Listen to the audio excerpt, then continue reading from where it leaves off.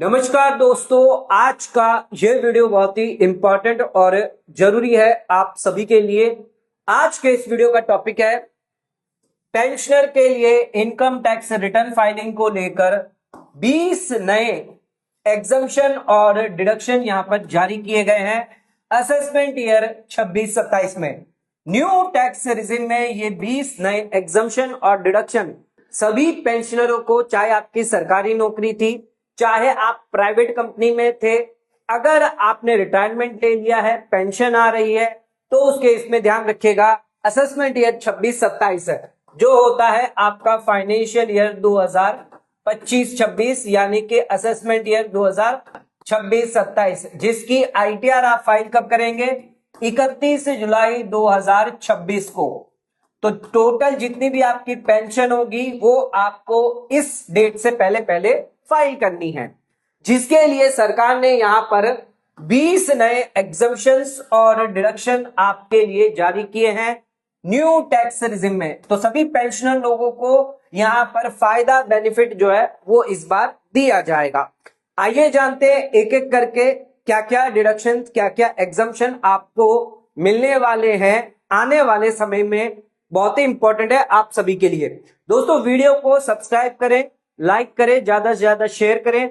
ऐसे नए नए वीडियो हम रोज लाते रहते हैं, तो आप हमारे वीडियो को सब्सक्राइब जरूर करें।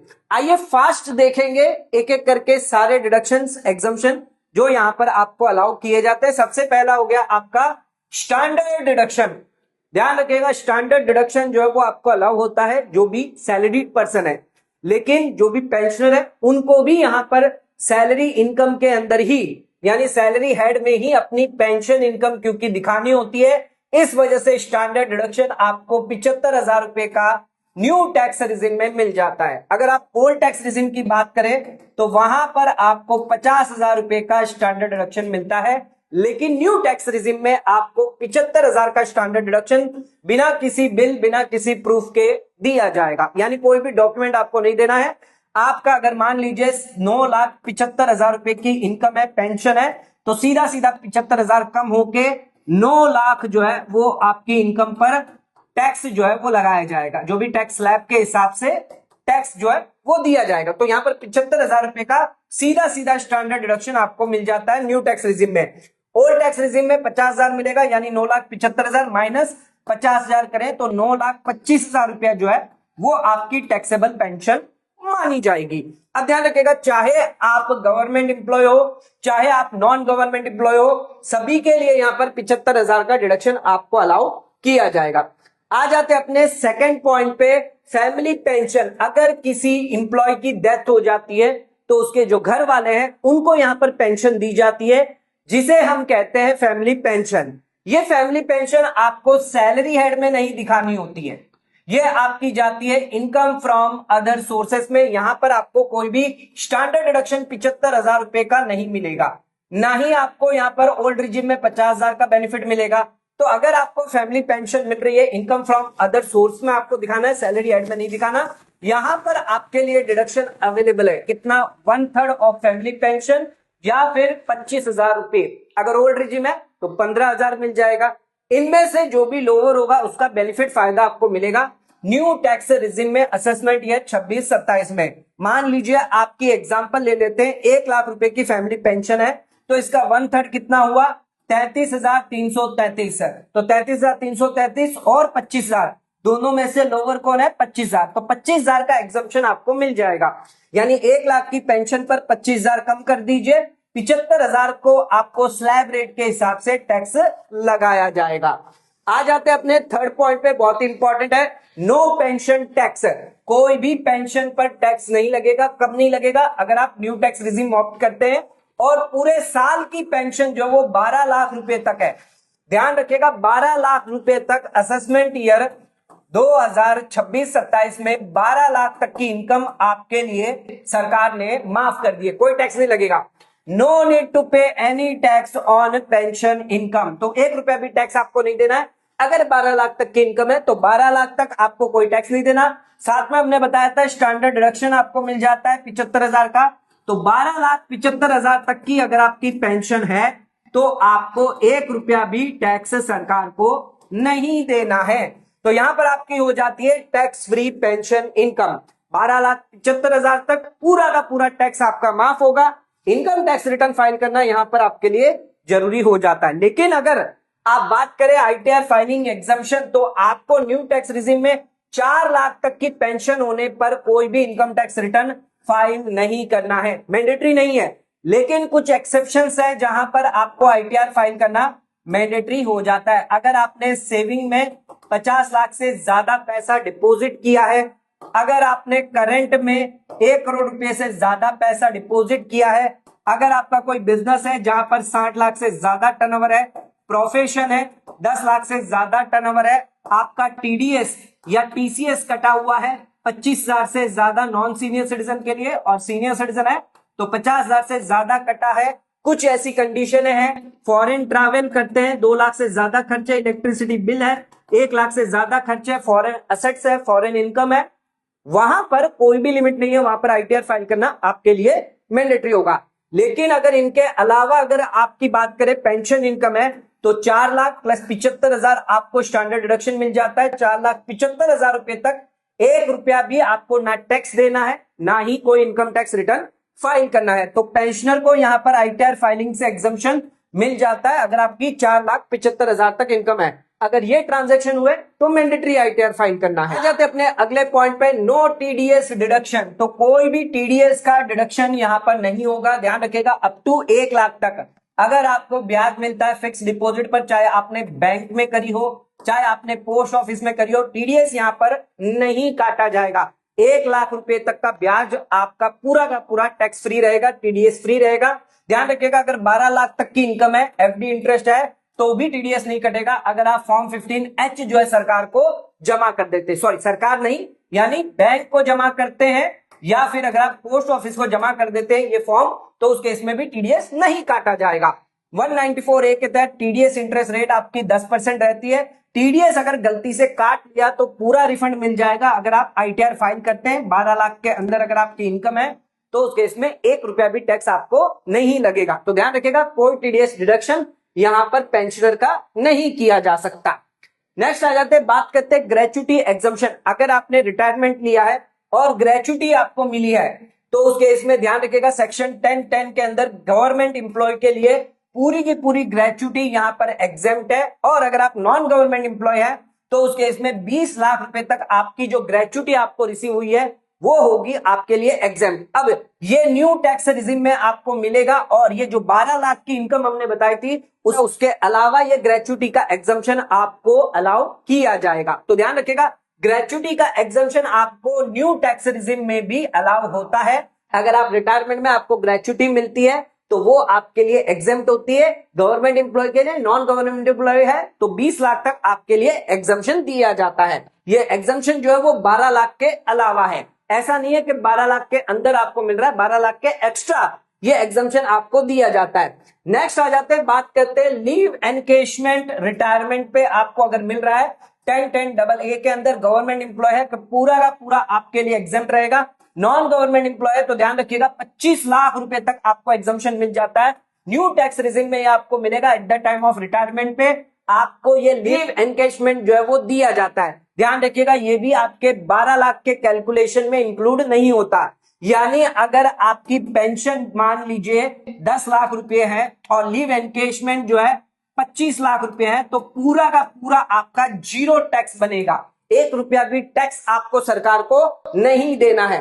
नेक्स्ट आ जाते हैं, अगर आप वॉलंटरी रिटायरमेंट लेते हैं या टर्मिनेशन होता है, कंपनसेशन अगर आपको मिल रहा है, वॉलंटरी रिटायरमेंट ले रहे हैं, टर्मिनेशन किया जा रहा है 10(10)C के अंदर, तो जितना भी वॉलंटरी रिटायरमेंट पे कंपनसेशन आपको मिलेगा 5 लाख रुपए तक का, सब्जेक्ट टू कंडीशन, यहां पर आपको बेनिफिट मिल जाता है न्यू टैक्स रिजिम में। ये 5 लाख का फायदा भी आपके 12 लाख के अलावा आपको दिया जाएगा, यानी 12 लाख तक तो मिलेगा, एक्स्ट्रा ये 5 लाख का और बेनिफिट आपको यहां पर न्यू टैक्स रिजिम में मिल जाता है। ओल्ड में तो मिलता ही है, न्यू में और एक्स्ट्रा आपको फायदा बेनिफिट दिया जाएगा। अब आ जाते बात करते हैं कम्यूटेड पेंशन, यानी लमसम पैसा जो है वो आपको मिलता है एक साथ मुट्ठी। मान लीजिए 20 लाख रुपया आपको मिल गए पेंशन, तो ये हो गई आपकी लमसम पेंशन। ये आप अगर गवर्नमेंट एम्प्लॉय है तो पूरी की पूरी आपके लिए एग्जेम्प्ट होगी कम्यूटेड पेंशन। अनकम्यूटेड पेंशन क्या होती है?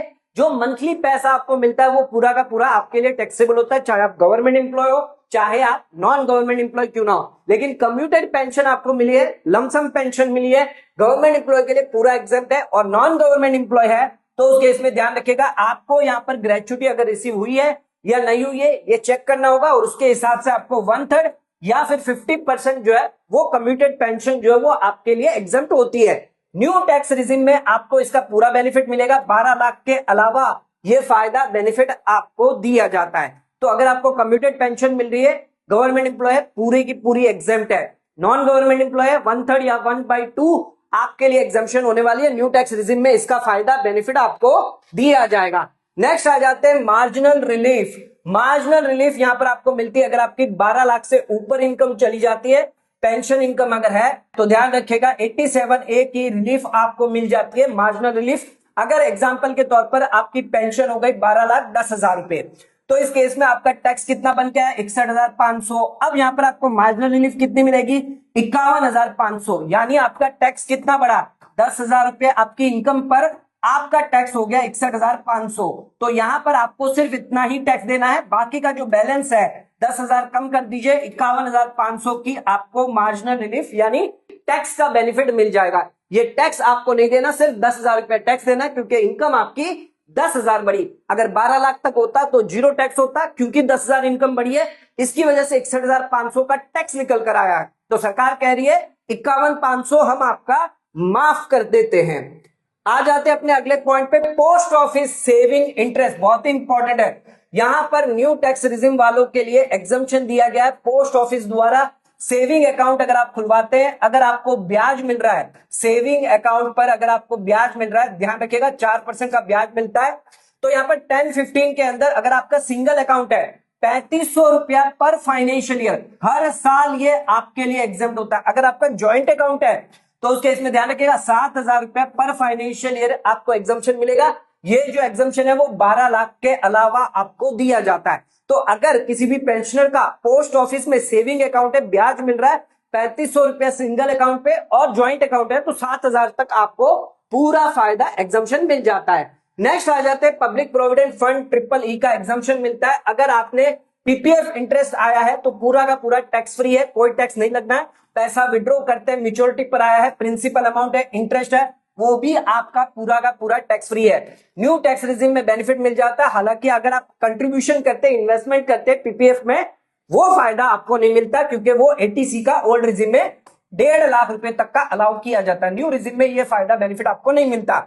रेट ऑफ इंटरेस्ट यहां पर 7.1% है, और इंटरेस्ट जो है वो आपका एग्जम्पशन जो है वो 12 लाख के अंदर नहीं इंक्लूड है। एक्स्ट्रा आपको फायदा मिलता है, एक्स्ट्रा बेनिफिट आपको मिलता है। पीपीएफ का इंटरेस्ट जो है, पीपीएफ की जो मेच्योरिटी है, एक्स्ट्रा फायदा बेनिफिट के साथ आपको यहां पर दिया जाता है।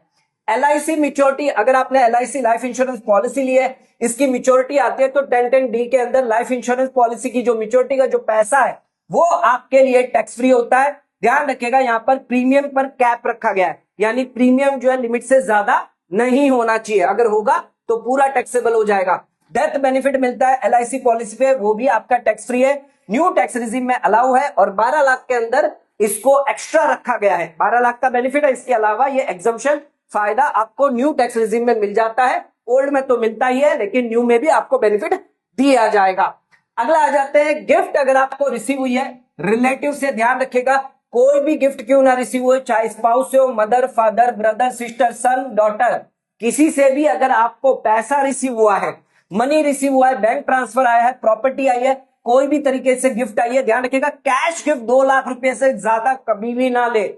मदर से, फादर से 2-2 लाख करके ले ले, लेकिन 2 लाख से ज्यादा लेंगे तो 100% पेनल्टी वहां पर आपको लग जाएगी। न्यू टैक्स रिजिम में आपको अलाउ होगा, और 12 लाख के अलावा ये फायदा बेनिफिट आपको मिल जाता है। तो अगर आप गिफ्ट लेते हैं किसी से, गिफ्ट जो भी आपने लिया है, चाहे प्रॉपर्टी ले रहे हैं, पैसों में ले रहे हैं, बैंक ट्रांसफर कर रहे हैं, पूरा का पूरा एग्जेम्प्ट है, न्यू टैक्स रिजिम में आपको अलाउ किया जाता है। अब गिफ्ट की बात करिए, रिलेटिव से लिया, अगर आपको मैरिज में मिल रहा है, अगर आपकी शादी है और मैरिज के दौरान आपको गिफ्ट मिल रही है, चाहे आपके रिलेटिव से मिल रहा हो, चाहे नॉन रिलेटिव से क्यों ना मिल रहा हो, ओकेशन ऑफ मैरिज है, फ्री गिफ्ट है, कोई टैक्स नहीं लगेगा, चाहे बैंक से, चाहे यूपीआई क्यों ना किया हो, चाहे प्रॉपर्टी हो, चाहे कोई भी तरह की गिफ्ट क्यों ना हो। कैश गिफ्ट ध्यान रखिएगा हमेशा 2 लाख से ज्यादा नहीं होनी चाहिए। न्यू टैक्स रेजिम में मिलेगा 12 लाख के अलावा ये फायदा बेनिफिट आपको दिया जाएगा। तो मैरिज शादी ब्याह पर अगर मिल रहा है पैसा, गिफ्ट मिल रहा है, प्रॉपर्टी मिल रही है, तो वो भी आपके लिए एग्जेम्प्ट है। अब बात करते हैं अगर कोई विल के थ्रू अगर पैसा मिला है, प्रॉपर्टी मिली है, इनहेरिटेंस में मिली है, तो ये भी आपके लिए एग्जेम्प्ट होने वाली है। पैसा प्रॉपर्टी रिसीव हुआ है विल के थ्रू, इनहेरिटेंस के थ्रू, पूरा का पूरा आपके लिए टैक्स फ्री है। न्यू टैक्स रेजिम में आपको फायदा मिलेगा, ये भी आपके 12 लाख के अंदर इंक्लूड नहीं है। तो विल से, इनहेरिटेंस से जो भी पैसा मिला है, प्रॉपर्टी मिली है, वो आपके लिए टैक्स फ्री है, उस पर कोई भी टैक्स नहीं लगेगा। कैपिटल गेन एग्जम्पशन, अगर आपके पास कोई हाउस है, घर बेचकर अगर आप नई रेसिडेंशियल हाउस प्रॉपर्टी खरीदते हैं, तो उस केस में आपको यहां पर एग्जम्पशन अलाउ होता है सेक्शन 54 का, सेक्शन 54F का, या फिर सेक्शन 54 EC का। अगर आप बॉन्ड में निवेश करते हैं 50 लाख तक का एग्जम्पशन आपको मिलता है। ये एग्जम्पशन आपको न्यू टैक्स रेजिम में भी अलाउ किया जाएगा। 54, 54F, 54 EC का एग्जम्पशन आपको मिल जाता है। 12 लाख के अलावा ये बेनिफिट आपको मिलेगा। ध्यान रखिएगा कंडीशन एक ही है, लॉन्ग टर्म कैपिटल असेट आपका होना चाहिए, शॉर्ट टर्म नहीं होना चाहिए। तो ये फायदा बेनिफिट आपको अलाउ किया जाएगा। अगला आ जाते हैं long term capital gain on shares. अगर आपके पास म्यूचुअल फंड है, बेचा है, शेयर्स बेचे, इक्विटी शेयर्स बेचे, लिस्टेड कंपनी के बेचे हैं, तो पूरे साल में आपको 1,25,000 का एग्जम्पशन मिलता है। न्यू टैक्स रेजिम में ये अलाउ होगा और ये 12 लाख के अलावा है, यानी 12 लाख का तो बेनिफिट आपको मिलेगा, प्लस 1,25,000 का और एक्स्ट्रा फायदा आपको long term capital gain shares पे मिलेगा, म्यूचुअल फंड पे भी आपको मिल जाएगा। ध्यान रखिएगा सरकार एक नया फॉर्म जो लाई थी ITR 1, ITR 4, उसके अंदर अलाउ किया गया कि अगर आपकी 1,25,000 तक लॉन्ग टर्म कैपिटल गेन है, तो हम यहां पर ITR 1, ITR 4 फाइल कर सकते हैं। ITR 2 और ITR 3 की जरूरत नहीं है, पर 1,25,000 से ज्यादा है, शॉर्ट टर्म कैपिटल गेन है, ITR 2, ITR 3 फाइल करना फिर आपके लिए मैंडेटरी हो जाएगा। आ जाते हैं अपने अगले पॉइंट पे। 194P का बेनिफिट किन लोगों को मिलता है? अगर आपकी एज 75 साल या उससे ज्यादा है, रेसिडेंट है, स्पेसिफाइड सीनियर सिटीजन है, पेंशन इनकम, FD का ब्याज, सेविंग का ब्याज अगर है, और सेम बैंक अकाउंट में होना चाहिए। ऐसा नहीं है कि आपने पेंशन कहीं और कर ली है और FD कहीं और करवा ली, तो उसके इसमें ये फायदा आपको नहीं मिलेगा।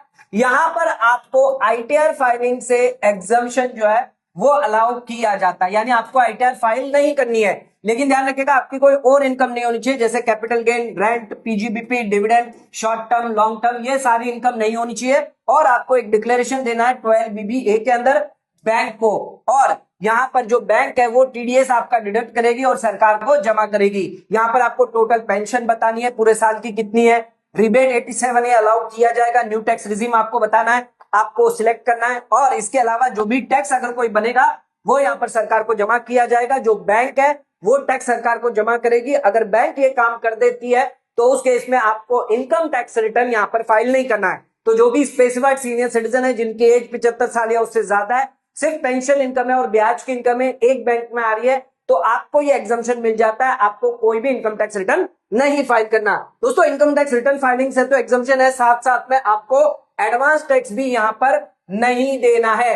तो यहां पर अगर आप रेसिडेंट सीनियर सिटीजन है, 60 साल या उससे ज्यादा है, तो एडवांस टैक्स आपको जमा नहीं करवाना। ध्यान रखिएगा आपकी क्या क्या इनकम हो सकती है, पेंशन, FD, सेविंग का ब्याज, रेंटल इनकम, या अगर आपकी कोई कैपिटल गेन की इनकम भी क्यों ना है, डिविडेंड है, शॉर्ट टर्म लॉन्ग टर्म भी क्यों ना है, सिर्फ एक इनकम नहीं होनी चाहिए, वो है बिजनेस और प्रोफेशन की इनकम। बिजनेस और प्रोफेशन की इनकम आपकी नहीं होनी चाहिए। अगर बिजनेस और प्रोफेशन की इनकम हुई तो उस केस में एडवांस टैक्स आपको देना पड़ेगा, अगर आपकी 10,000 से ज्यादा की टैक्स लायबिलिटी क्यों ना है। तो 10,000 से ज्यादा की टैक्स लायबिलिटी हुई, बिजनेस प्रोफेशन इनकम है, अगर आपकी 60 साल या उससे ज्यादा है तो एडवांस टैक्स देना होगा। 10,000 से कम है, बिजनेस प्रोफेशन है, तो भी एडवांस टैक्स आपको नहीं देना है। तो ध्यान रखिएगा अगर आप ITR फाइल करेंगे तब आपको जो भी टैक्स बनेगा सेल्फ असेसमेंट चालान के तहत सरकार को टैक्स जमा करना है। तो यहां पर एडवांस टैक्स का भी फायदा दिया जाता है, लेकिन आपकी एज 60 साल या उससे ज्यादा होनी चाहिए, पेंशनर है, तो उस केस में कोई भी एडवांस टैक्स आपको नहीं देना है। तो दोस्तों ये 20 फायदे जो है वो यहाँ पर पेंशनर को दिए जाएंगे इस बार फाइनेंशियल ईयर 25-26 यानी असेसमेंट ईयर 26-27 की इनकम टैक्स रिटर्न आप फाइल करने जाएंगे, तो ये फायदे आपको पता होने चाहिए। ये फायदे बेनिफिट सारी चीजें आपको यहां पर दी जाती है। तो दोस्तों आज का वीडियो अगर आपको पसंद आया तो वीडियो को लाइक शेयर सब्सक्राइब करना ना भूले, वीडियो को ज्यादा से ज्यादा शेयर करें ताकि और लोगों तक इसकी नॉलेज पहुंच सके। आज का वीडियो खत्म करते हैं, धन्यवाद।